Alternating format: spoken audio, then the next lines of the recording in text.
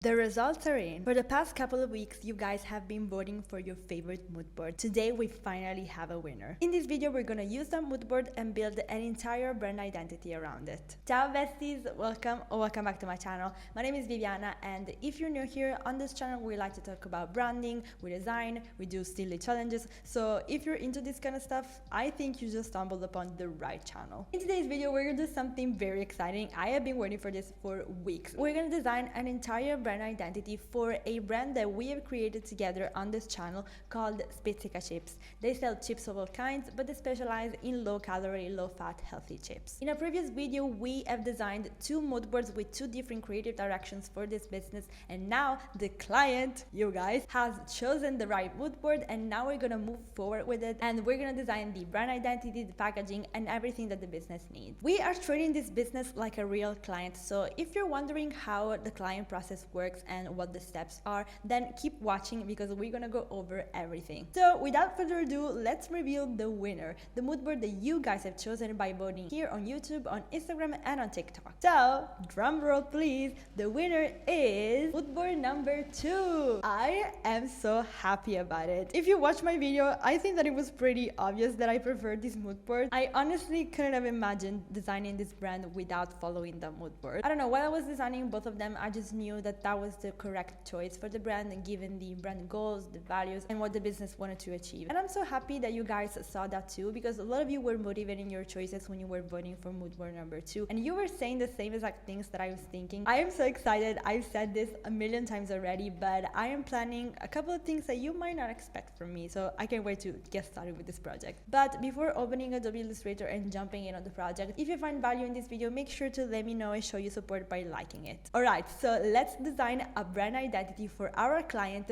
Spizzica Chips. Let's go. So here we are in Adobe Illustrator. We have our color palette and of course our beautiful mood board. I just love having that ready because I know exactly what to do. One thing that I really love about studying the brand before actually starting the design process is that once you have everything figured out, then coming up with the logo, the entire brand identity is so much easier and faster. I know exactly where we're going. I know the font, I know everything. So let's go. So let's type Spizzica. The font that I want to use for this project is called Culture, and it's by Type, which is my favorite type foundry. They have amazing fonts. I'm in love with every single font that they have. I want to buy all of them. I love you guys. As you can see, it kind of already fits with our mood board. I wanted to mix a really simple font with a really like cool and modern and pointy hand-drawn letter. It already has like these pointy edges. It would be perfect even just like this, but of course we're gonna add our little touch that I was talking about. First of all, let's see what we can do here. I just wanted to stretch this just a tiny bit and maybe add a little bit of spacing between the letters because I want the logo to be easy to read even from a distance. And sometimes when the letters are too close to one another, it's hard to do that. Let's start with adjusting this a little bit. I want this detail that we have on the letter P here to be a little bit more visible, so I want to just move this curve just to the right a little bit. So I'm selecting the anchor points, and then I don't want to do the same thing for the A because I have something different planned for the letter K. So I don't want to have too much going on this part here, so we're just gonna select this anchor point and just move it here so that the A looks like a normal A. Now it's time to work with the letter K. I did something that I really never do, which is sketch. I sketched by hand two different versions of the letter K. We're gonna bring them on Adobe Illustrator and trace them and see which one we like the most. So here we have the two versions of the K. The first one is a little bit more pointy and it kind of goes with the rest of the font, while the second one has the same base but has the other curve that is very rounded and honestly reminds me of a chip. So what I wanted to do, as I said, was to kind of bring this chip feeling into the typography. Let's start tracing them and see which one I like the most. I'm gonna use the pen tool, which I never do, but I think that this is the best tool for this.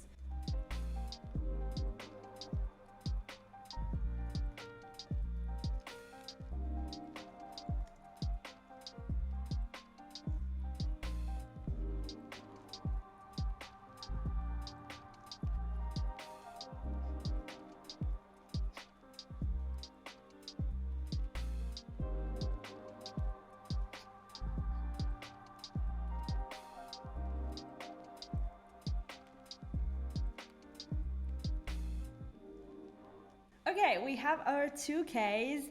And I kind of already know which one I want to go for. Let's look at them like this. Of course, I will adjust them, but I think that this one kind of goes a little bit more with what we want to do. I kind of like the idea of mixing really sharp edges and a really like rounded shape. We definitely had to bust out the pencil tool and the smooth tool because oh my god, what is going on already with the smooth tool?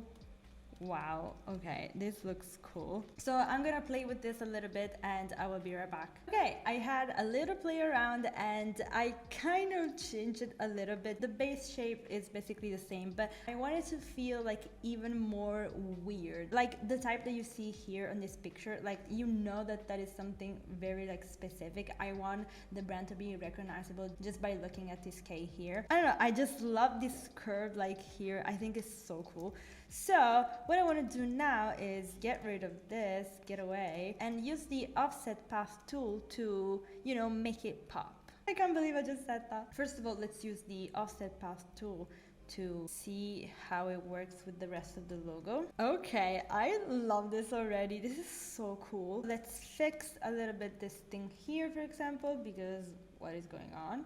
And I think that it works pretty well on the rest of the logo. So this is the logo. Oh my god. This is exactly what I was picturing and I can't believe that I just managed to do this K just like out of nowhere. Starting from a sketch and then manipulating the type. This is so unlike me. I always like to manipulate typography using already existing type. I actually have a whole video about it if you're wondering what my favorite tools are. Okay, this is our logo. Let's try it with the color. I always like to do this, I don't know why. Just to kind of check in and see if everything is going according to plan. If I already have colors that I wanted to use. For the secondary logo, which I honestly don't know if it's gonna be the main logo because for what I'm thinking for the packaging, this logo that I'm about to do might be the one that we use, so stay tuned for that because I don't know. I wanted to do like a stacked version, but since we have only one word, I think that we could do something like this and create some sort of like square. And something that I wanted to add is a dash, something like this. I don't know, it just makes it a little bit modern, a little bit more funky. This looks cool. Let's see how it works with color, you know the drill. Oh yeah, I love this. And for the logo mark, I think that honestly, using just a K will be enough. Because when it comes to brands like this, like really product-based brands, it is kind of more important to focus on the packaging because these chips are going to be sold in grocery stores, so the client is going to be in contact with the product just by looking at the packaging. Of course, they will see maybe commercials, maybe stuff on social media or billboard. But the main way that they're going to be in contact with the product is going to be just by looking at the product itself. We really have to nail the packaging. Yes, this is exactly what I was talking about. This is so cool. I'm getting too excited. And we haven't even started with the packaging, which I think we should do. Of course, we don't really have some guidelines. When you're working for a real client, they will have to provide the guidelines. It is very rare that you come up with the guideline yourself, especially for products like this. If they don't have it, just ask them to ask their supplier because they will definitely have it. I get this question a lot, that's why I'm saying it. Since we're talking about packaging, let's move on to that. Okay, so as you can see here, I created just a rectangle because as I was saying, we don't have an actual guideline. So we don't have like any specific measurements and we will adjust them based on the mockups that we find. For now, let's just start with this one. I kind of had a little bit of an idea while I was thinking about what kind of packaging we could do. At the beginning, I said that I really wanted the packaging to be like type-based and not have any sort of photography. I wanted to do illustrations.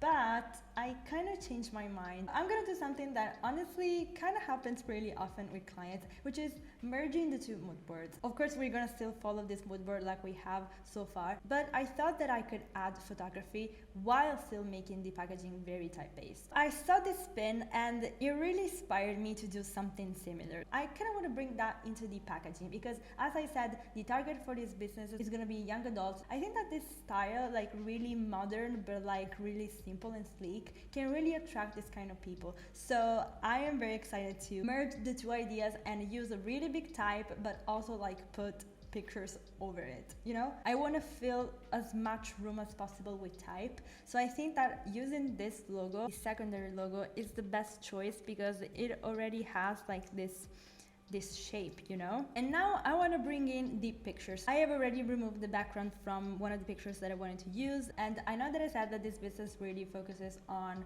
like really healthy chips, but for the first packaging I want to use this kind of chip because it is literally my favorite chip like of all time. So we're gonna use tortilla chips as our first example for the packaging, and already it is shaping up to be really cool because look at this. Just love this contrast. I think that is so cool and very modern and eye-catching, which is what we want. Then of course I want to add like the flavors, so we're gonna take our font again, we're gonna bring the picture on top, and I just love this. Now it's time to add a little bit more information about what the chips are, what they're made of, like all the regular details that you find usually. So first of all, I want to say of course that the chips are vegan and gluten free. So we're gonna create just a circle and we're gonna make it pink. I want to add just a little effect. I think I'm gonna use the zigzag effect here. I wanted to kind of feel like a chip, you know. We're gonna put this here but over the picture. I want the picture to be over just the text but not the other details. I have a whole vision, just trust me. And then for the secondary font, I think that we should use something very simple but also very trendy and modern,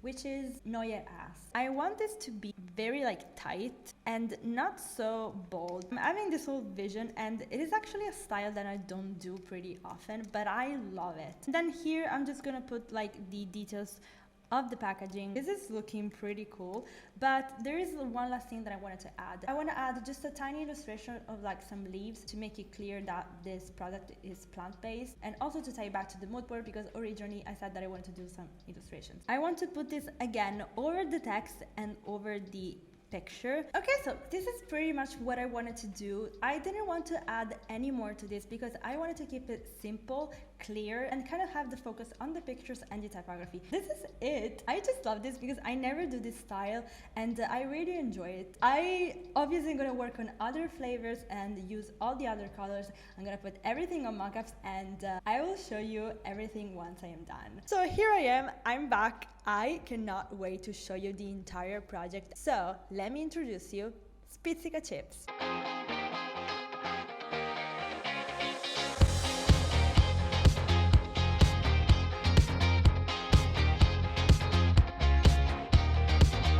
If you enjoyed this video, please leave me a like and let me know in the comments what you guys think. Do you think that this mood board was the right choice for the brand, or should I have designed it following the other mood board? Of course, subscribe to the channel if you would like to see more content like this. I have other design videos in my playlist called Design With Me, but I also have other videos about brand strategy, client process, and all of that. Follow me on all my social media, especially Instagram. As you can see, I ask you guys about these videos many times. So if you want to be updated and included in them, just give me a follow there. I'm also trying to grow my TikTok, so I post a lot of silly stuff there as well. We have designed a brand identity and packaging, but what do we do when a client asks for social media templates that they can edit? If you're wondering about that, then check out this video here. Thank you so much for watching. I will see you again in another video next week. Ciao!